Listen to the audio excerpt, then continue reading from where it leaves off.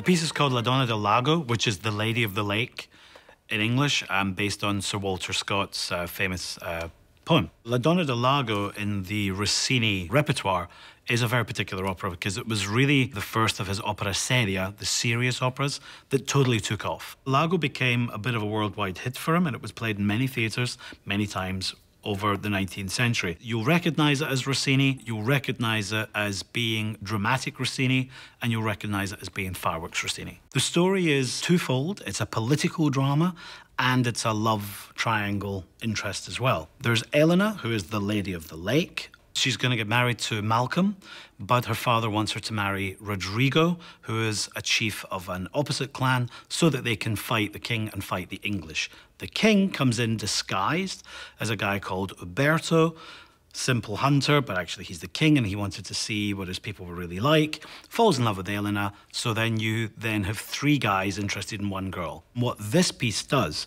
through brilliant vocal means and brilliant vocal drama, is it makes a great showcase for star singers, and we're very lucky to have this led by Joyce Di Donato. The great aria in this opera is Tanti affetti, right at the end. It's the big showcase aria Rossini wrote, but to bring it to such a moment of tension as Joyce does, of quiet, intimate, beautiful singing, and then let the fireworks go, is amazing.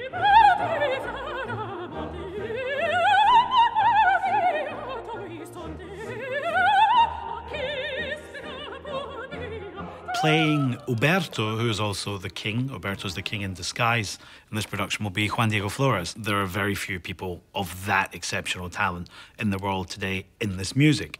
So he quite simply is quite a spectacular creature in this. The set is basically a floor that reflects the Scottish countryside. And that floor can have anything on it. So it can be teeming with people, or it can have trees on it to give us the idea of a grotto or the idea of a forest. It can have banners and sticks on it for a battle scene. It's a very open, almost sort of Shakespeare's Globe type of a stage that we can actually play anything we like on. The clothes are very much of the period that it's set around the 16th century, and what they are is in fact rather earthy. Scotland's a very cold, damp place. So you need a lot of leather and furs and all those sorts of things. So the feel is a little bit more Game of Thrones. When a director takes on an opera of the early 19th century, a romantic opera, early Rossini, Donizetti Bellini, you take on a huge challenge, because the challenge is, how do I make this come to life? These operas were written as showcases for extraordinary singers. I love working with artists who are masters of their craft. These are the two top stars in the world today in this repertoire. If you miss it, you miss an event.